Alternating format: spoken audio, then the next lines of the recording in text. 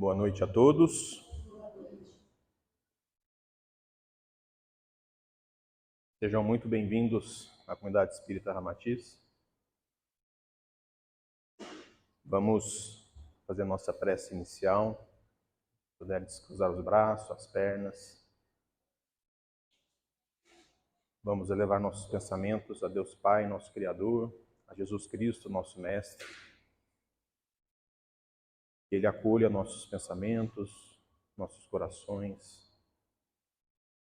Que nesse momento que possamos abrir a nossa mente para o conhecimento, pelas palavras que serão ditas hoje, pelo conhecimento, e de nossa proteção dos nossos lares, no acolhimento das nossas dores, e que tenhamos uma noite muitíssimo abençoada. Que assim seja.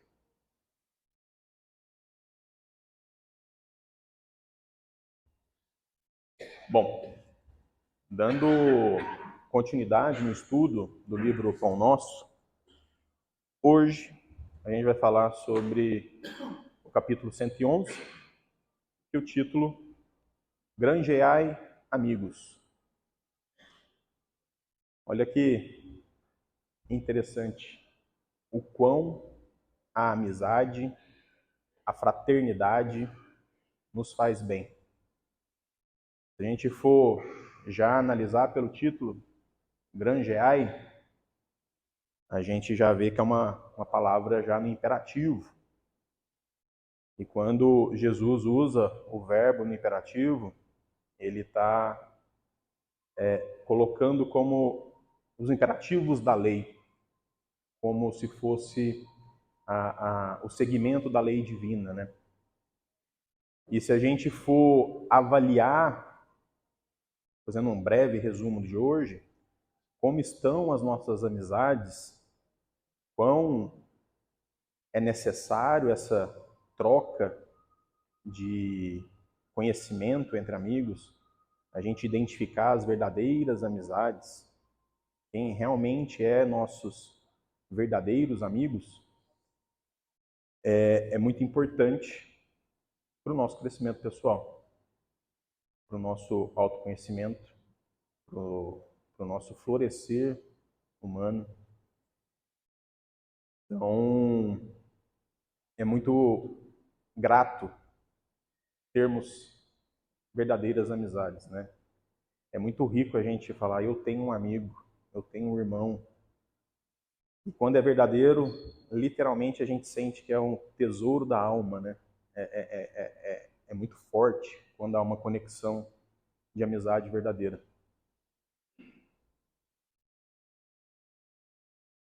Emmanuel, ele começa com uma frase de Jesus que está em Lucas, capítulo 16, versículo 9. Também vos digo, granjeai amigos com as riquezas da injustiça.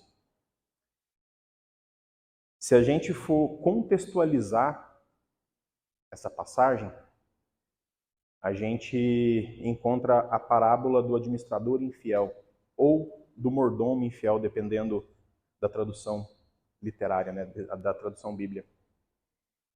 E é uma das parábolas mais complexas de se entender. Por que, Bruno, que é uma parábola complexa de se entender? É porque Jesus dá a se entender que ele está aprovando uma infidelidade, uma injustiça. A parábola conta os fatos de um administrador que enganava para receber, vamos colocar em palavras atuais, propinas, né? Mas o interessante dessa passagem, quem quiser ter interesse de estar aprofundando, leia a parábola, ela é muito desafiadora e tem pontos de crescimento muito grandes. Mas o que eu quero trazer para a doutrina espírita, quando a gente fala granjeai amigos com riquezas da injustiça, o que seriam essas riquezas da injustiça? por trás de uma injustiça, há uma justiça, se a gente for analisar.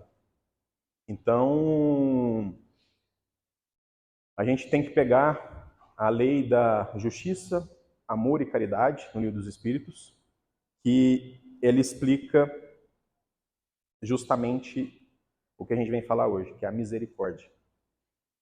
A misericórdia, ela é antecessor do merecimento. E a gente, às vezes, no nosso culto ao eu, nosso egoísmo, nossa falta de conhecimento, a gente acha que a gente recebeu algo por merecimento. Mas, na verdade, é uma misericórdia. A gente recebeu uma oportunidade de não repetir o ciclo novamente. A gente está mudando os nossos hábitos perante alguma circunstância que a vida nos trouxe, ou algum ato de injustiça que a gente fez. Se a gente for analisar a parábola, os administradores infiéis somos nós. Nós somos maus administradores dos recursos divinos que recebemos. O que isso quer dizer? É que a gente não reconhece e a gente não muda o hábito quando a gente tem essa misericórdia divina. Quando a gente identifica algo ruim que a gente fez, a gente pede o perdão, a gente tem a misericórdia, uma nova tentativa, justamente para a gente estar renovando as nossas atitudes e os nossos hábitos. Quando a gente está no egoísmo puro, a gente acha que é merecimento. E vai lá e repete o ciclo novamente. Repete o hábito novamente e fica naquele limbo, indo e voltando, com as mesmas atitudes e os novos hábitos. E Emmanuel começa com o seguinte parágrafo. Se o homem conseguisse, desde a experiência humana, devassar o pretérito profundo, chegaria mais rapidamente à conclusão que todas as possibilidades que o felicitam em conhecimento e saúde provém da bondade divina e de que a maioria dos recursos materiais à disposição de seus caprichos procede da injustiça. Como eu tinha comentado anteriormente, a maioria dos nossos recursos, tanto materiais, principalmente materiais, financeiros, eles são oriundos de alguma injustiça. A gente pode ter causado dor a alguém, indiretamente ou diretamente. A gente pode ter enganado uma pessoa, alguma coisa do tipo. Quem nunca passou por uma injustiça? Quem nunca teve essa sensação de ter enganado alguém, de ter pedido perdão, ter tirado merecimento de fatos? Então, no orgulho, no egoísmo nosso, a gente acha aquilo ali como se fosse uma coisa normal. Até mesmo a nossa cultura, a gente tem muito isso. Então, a gente precisa analisar justamente esse merecimento. Eu sou merecedor, eu mudei o hábito disso, eu não repito mais esse ciclo. E é importante a gente fazer essa autoanálise, justamente para a gente identificar esses pontos de crescimento. Transformar essa injustiça, vai passar por uma misericórdia, da misericórdia ter a justiça divina, que é o nosso merecimento. Então, saúde. Quem nunca na família teve um ente adoecido, que se curou, e posteriormente ele continuou doente, porque ele continuou repetindo seus mesmos atos. Ele teve a misericórdia e não foi concedida a mudança, ele não quis a mudança de hábito. Então a gente precisa fazer essa análise pessoal para aí sim a gente entrar numa coletividade, que vem a parte da amizade que eu vou estar mais aprofundando mais para frente. Emmanuel continua: não nos cabe particularizar e sim deduzir que as concepções do direito humano se originaram na influência divina, porque quanto a nós outros, somos compelidos a reconhecer nossa vagarosa evolução individual do egoísmo feroz para o amor universalista, da iniquidade para a justiça real.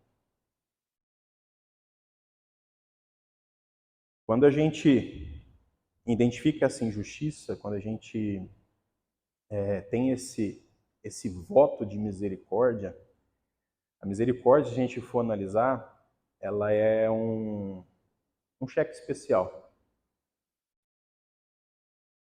A gente tem o crédito, mas se a gente não quita ele, ele vai... São juros, os juros vêm cobrando.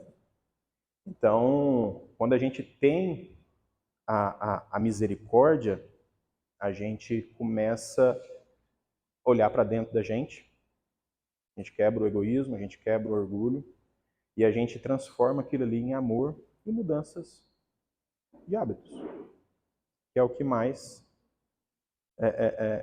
que a gente precisa fazer, porque a gente precisa identificar nossos erros, aceitá-los e modificá-los. Eu falo que a gente precisa transformar a dor em amor. Mas como que isso é possível? Através do perdão, do auto-perdão e da mudança dos nossos hábitos.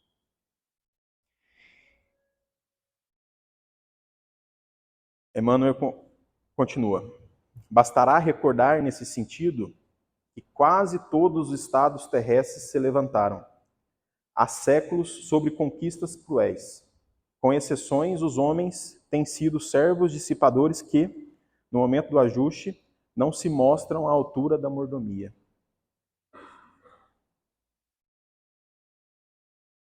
A lei de justiça, caridade, de amor e caridade, ela não é só pelo indivíduo, e sim pelo coletivo também. E aí entra a lei de causas e efeitos também. Se a gente for analisar as grandes nações, todas hoje têm tesouros, vamos colocar assim, através de injustiças, com guerras, com escravidão. Então, a sociedade daquela população, ela se alavancou através de uma injustiça. Ela tem recursos para isso. Mas se a gente for analisar esses recursos, eles existem, mas eles não são mudados. A misericórdia, se a sociedade tivesse a misericórdia, ela transformaria esse recurso para o bem da população. Como não muda o hábito, ele se torna aquele ciclo. Então, para realimentar aquele recurso, eu preciso entrar em greve, em guerra, eu preciso estar discutindo. Então, a lei ela não se aplica somente ao indivíduo, e sim também à sociedade. E isso é importante se analisar o quão a gente precisa converter esses recursos para o bem coletivo e o bem individual. A gente tem que identificar em cada sociedade, um exemplo, Brasil, a gente foi construído, nossa sociedade foi construída através da escravidão, indígena, de negros. A gente precisa pegar esse recurso e converter hoje, não só hoje, já tem um tempo que a gente vem fazendo, é justamente ter esse reconhecimento para essa sociedade. E não é fácil, porque é uma quebra de orgulho, é uma quebra de preconceito, é uma quebra gigante. Então, houve os recursos, houve a misericórdia para a sociedade, que ela precisa ser convertida para esse quesito social, humanitário, de amor.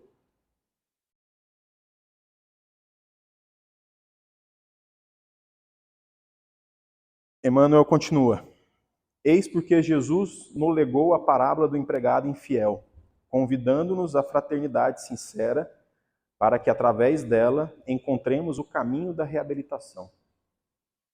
Por que Emmanuel colocou essa parábola como referência? É justamente que a gente precisa conviver, a gente precisa de amizades, é justamente para a gente identificar nossos problemas.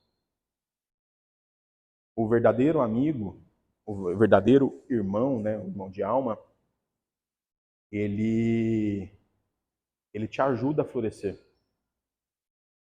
Da mesma forma que a gente acha que a gente tem amigos que nos afundam.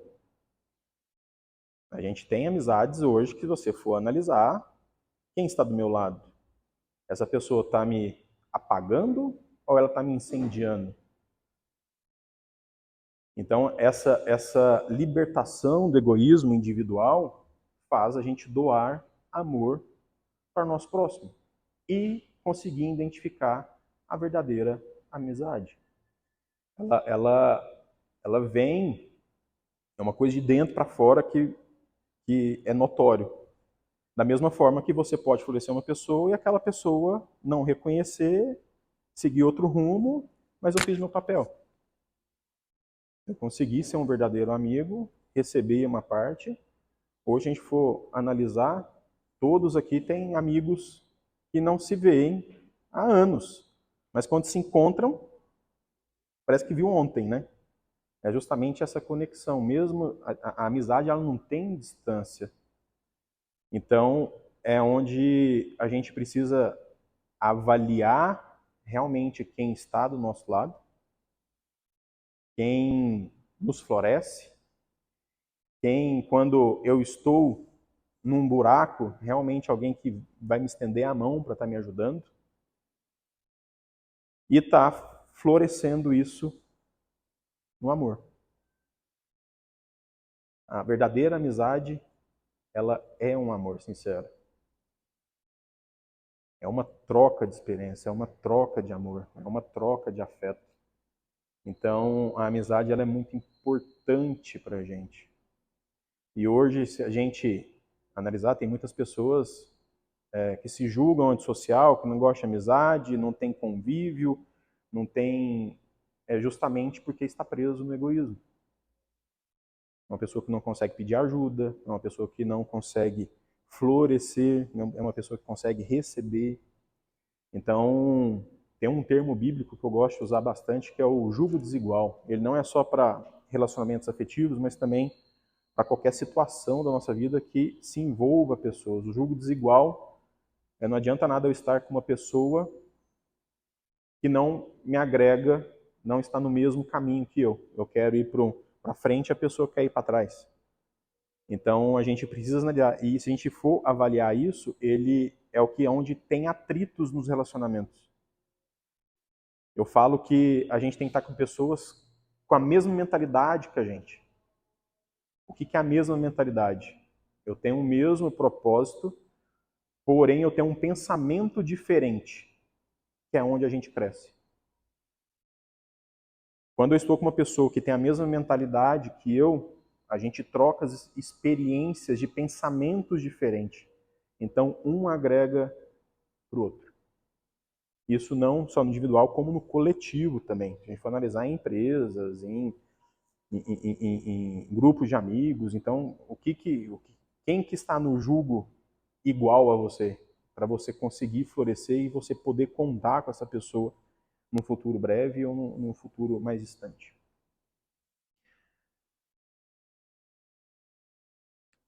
O mestre aconselhou-nos a granjear amigos, isto é, a dilatar o círculo de simpatias em que nos sintamos cada vez mais intensivamente amparados pelo espírito de cooperação e pelos valores intercessórios.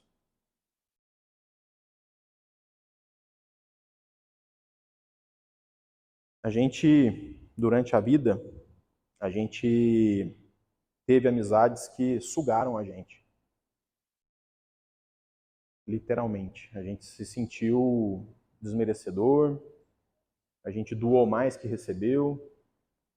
Às vezes, por carência, a gente insistiu naquele relacionamento. E é preciso avaliar isso constantemente. Eu, Bruno, sou uma pessoa muito sociável. Eu conheço muita gente e eu sempre achava que todos eram meus amigos. Só que, na verdade, não, era conveniência. Quando eu mais precisei, eu não tive a mão de ninguém. O meu egoísmo não deixava eu enxergar realmente quem estava do meu lado. Hoje, eu fiz uma análise criteriosa, eu já venho fazendo isso constantemente com todas as pessoas que eu conheço. Agradeço a todas as pessoas que apareceram na minha vida, que entraram na minha vida e que saíram da minha vida. E eu fui liberando o meu perdão, o auto-perdão, e o perdão para quem foi embora. Da mesma forma que eu tenho amigos que eu vejo uma vez por ano, como se a gente fosse amigos, como se tivesse contato diariamente. Então, são conexões de alma, são tesouros divinos, quem tem verdadeiros amigos. Porque com esses você consegue ter essa troca de experiências, você consegue ter essa troca de florescimento. E hoje em dia é muito raro a gente encontrar isso. Porque a gente vive numa bolha de orgulho, de egoísmo, pessoas querendo ser melhor que as outras. Então, a gente precisa valorizar nossas verdadeiras amizades e resgatá-las também. Às vezes, a gente tem amigos distantes, não custa nada fazer uma ligação, falar que ama, que está presente, que mesmo a distância não interfere na amizade, que se faz presente na vida. Então, é muito importante a gente ter essas conexões.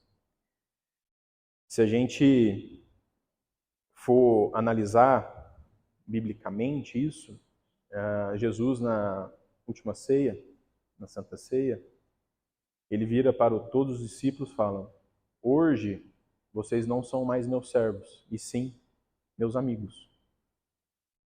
E aquele ali, ele impactou muito os discípulos, né? Porque ali foi um ato verdadeiramente de amor e reconhecimento que os discípulos precisavam. E eles deram continuidade no que Jesus ensinou para eles, né? No florescimento que Jesus deu para eles. Concluindo, Emmanuel, ele finaliza da seguinte forma: se o nosso passado espiritual é sombrio e doloroso, busquemos simplificá-lo, adquirindo dedicações verdadeiras que nos auxiliam através da subida áspera da redenção.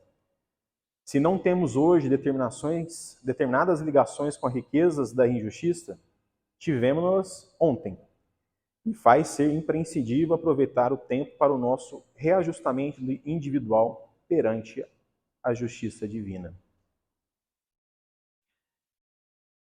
Todos nós carregamos dores.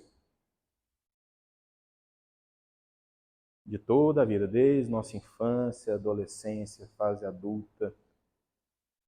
Essas dores nos bloqueiam para o novo.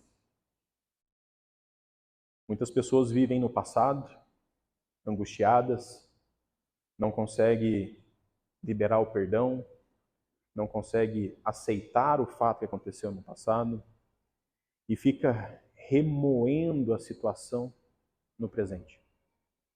Essa pessoa se torna uma pessoa estagnada. Ela não consegue se desenvolver pessoalmente e espiritualmente. Então, é muito importante o auto-perdão para a gente seguir em frente.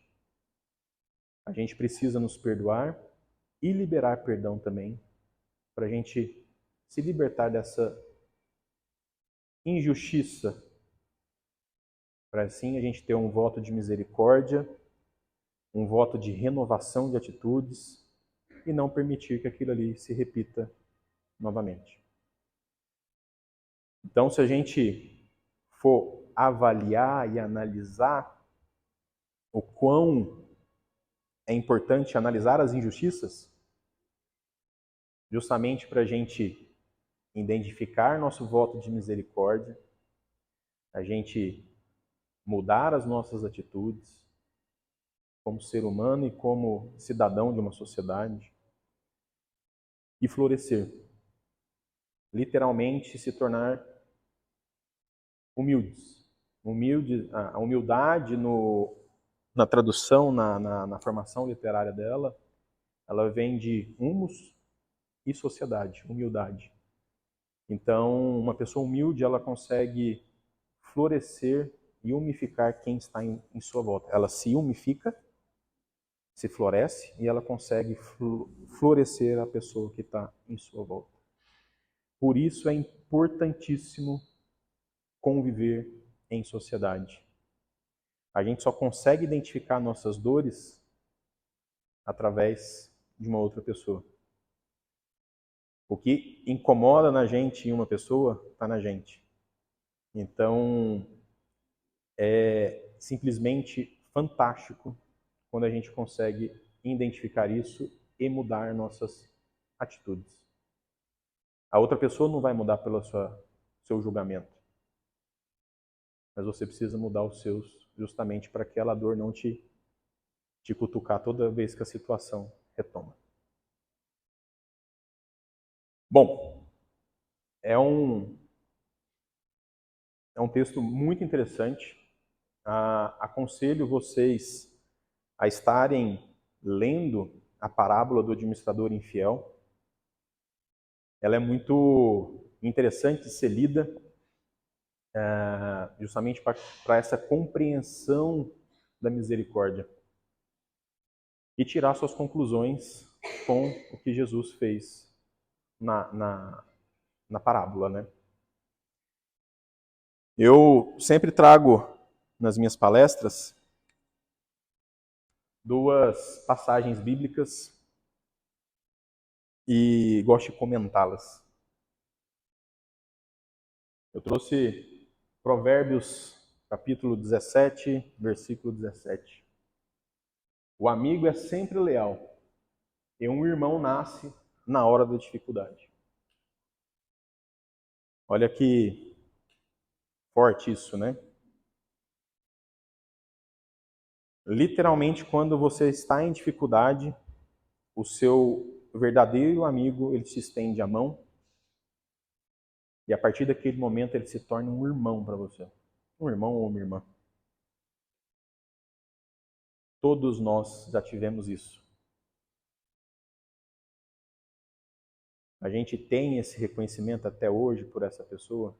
A gente consegue identificar isso na ajuda que a gente recebeu e na ajuda que a gente forneceu. Reflitam. E a outra passagem é 1 Coríntios, capítulo 15, versículo 33.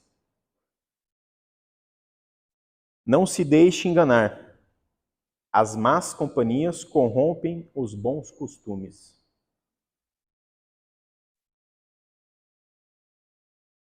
A gente pode ter as leis divinas em mente, em coração, mas a gente também pode ser induzidos por más companhias. Isso tanto pessoas encarnadas como pessoas desencarnadas. Então, a gente precisa analisar, ter o discernimento de certo e errado sobre algumas atitudes e analisar quem está às nossas voltas. Com certeza a gente tem pessoas muito boas e também tem pessoas que sugam. Aí é uma coisa individual de como vou estar rompendo esse sentimento. Se não agrega para mim, isso não me traz crescimento, isso está me trazendo ansiedade, isso está me trazendo insegurança, isso está trazendo dor, está me remetendo a situações do passado. A gente precisa cuidar de quem está do nosso lado. Então, é muito importante esse autocuidado, de ter essa análise, de ter essa percepção de ter pessoas que nos incendeiam. que nos floresçam e que nos ajudem a crescer perante as leis divinas. Bom, eu trouxe um poema de Vinícius de Moraes sobre amizade,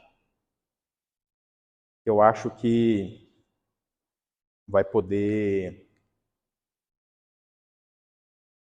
trazer mais um refrigério, um conforto para a gente. Soneto do amigo Vinícius de Moraes. Enfim, depois de tanto erro passado, tantas retaliações, tanto perigo, eis que ressurge noutro o velho amigo, nunca perdido, sempre reencontrado. É bom sentá-lo novamente ao lado, com os olhos que contêm o olhar antigo. Sempre comigo um pouco atribulado, e como sempre singular comigo. Um bicho igual a mim, simples e humano, sabendo se mover e comover, e a disfarçar com o meu próprio engano. O amigo, um ser que a vida não explica, que só se vai ao se ver outro nascer, e o espelho da minha alma multiplica. Olha que bonito esse poema. É justamente o que eu falei um pouco mais cedo. A gente tem amizades que elas continuam mesmo à distância, né? E quando você reencontra a pessoa, é algo sensacional, é uma felicidade, é um transbordo, é muito amor. Então, a minha mensagem que eu tenho para vocês hoje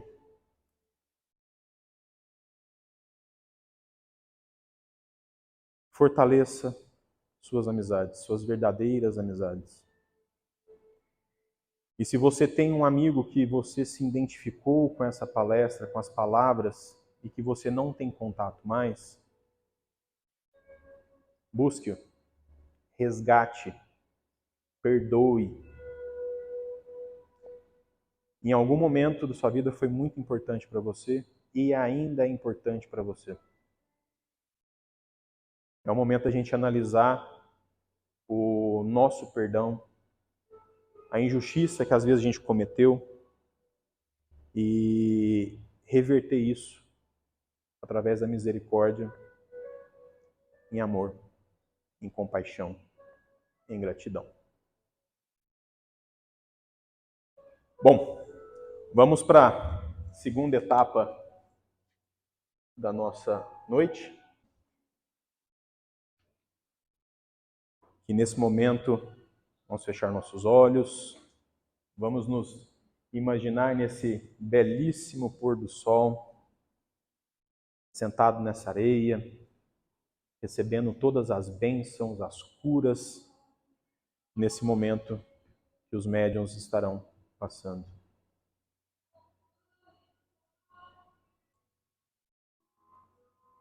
Vinde, Espírito Santo, penetrai as profundezas da minha alma com o vosso amor e o vosso poder.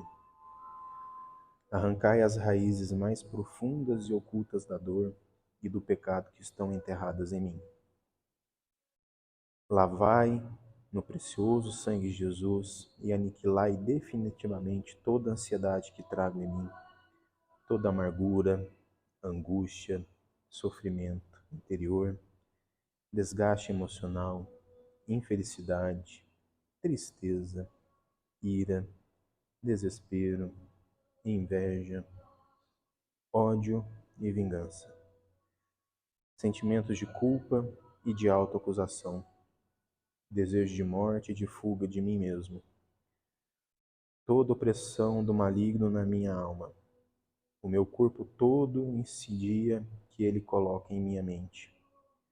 O bendito Espírito Santo, queimai com o vosso fogo abrasador toda a treva instalada dentro de mim, que me consome e impede de ser feliz. Destrói em mim todas as consequências dos meus pecados e dos pecados dos meus ancestrais. que se manifestam em minhas atitudes, decisões, temperamentos, palavras e vícios. Libertai, Senhor, toda a minha descendência da herança de pecado e rebelião às coisas de Deus que eu próprio lhe transmiti. Vinde, Santo Espírito, vinde em nome de Jesus.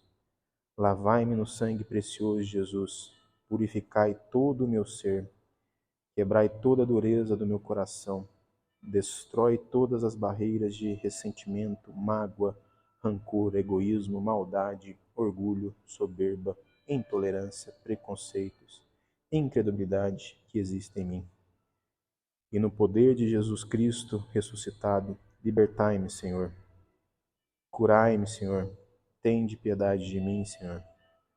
Vinde, Santo Espírito, fazei-me ressuscitar agora para uma vida nova, plena de vosso amor, alegria, paz e plenitude. Creio que estáis fazendo isso em mim agora e assumo pela fé em minha libertação, cura e salvação em Jesus Cristo, meu Salvador. Glórias a vós, meu Deus. Bendita sejais para sempre. Louvados sejais, ó meu Deus, em nome de Jesus e por Maria, nossa mãe.